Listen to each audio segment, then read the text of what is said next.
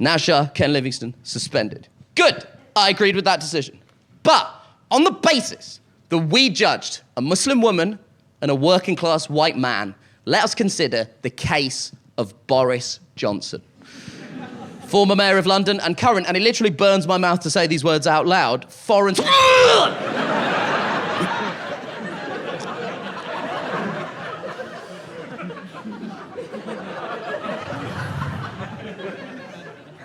Now, first of all, Boris Johnson, first things first, funny guy. Oh, he's so funny. Sometimes when he's speaking, he forgets what he's saying. Oh, so funny. What about that time he was on that sort of zip wire thing and he fell and he was just there and he was waving Union Jacks and that picture got reprinted on loads of continental European newspapers as a pictorial representation of Britain's position post-Brexit.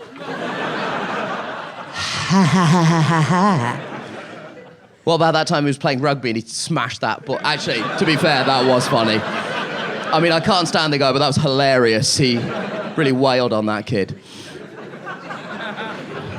But aside from being an objectively lol dude, Boris Johnson has an unfortunate history of remarks that could be charitably deemed racially not good.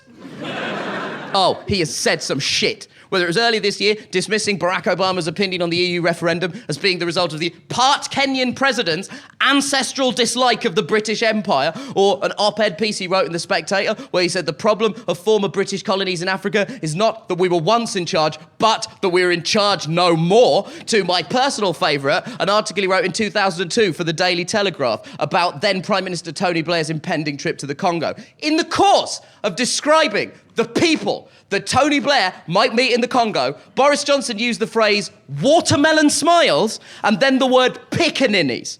Now, pickaninnies is an arcane term dating back to the 14th or 15th century and is derogatory towards people of African heritage. And as such, it's the worst type of racism, because it's the type of racism where you have to go and look it up. So suddenly you become complicit in your own abuse. Someone calls you pickaninny, you have to be like, hold on a second, friend. Oh, come on! What happened to Boris Johnson? Nothing.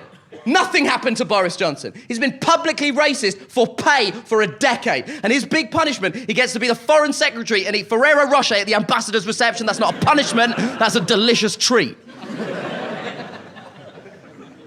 And if you are not a rich white man and you look at the ways we treat them in comparison to other groups in society, it's hard to not feel resentment. And it's not good for any of us. Because if we don't judge rich white men on the same criteria that we judge other groups, they end up getting ideas above their station and thinking they can do jobs that they are simply not qualified to do. Like, for example, Foreign Secretary of Britain or President of America.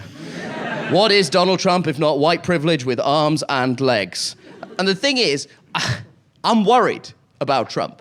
I'm genuinely worried. I don't know what's going to happen. We've got no idea. But I'm facing up to the reality that I might not be able to go on holiday to America. That's weird, right? And I was saying to my mum, if he brings in this Muslim ban, there's no way I'm going to be able to go to America. And she said, well, Nish, you know we're not actually Muslim. And I was like, that's not going to matter. He's not going to check. The Don strikes me as many things, but a details man is simply not one of them. And also, here's what I need to stop, and I know you mean well, but I need well-meaning white people to stop telling me that it's going to be fine, because it might be for you. You can find ethnic minorities that aren't worried about Donald Trump, but it's a bit like trying to find them at a Mumford & Sons gig. Just because it can be done does not mean it's not tricky as shit.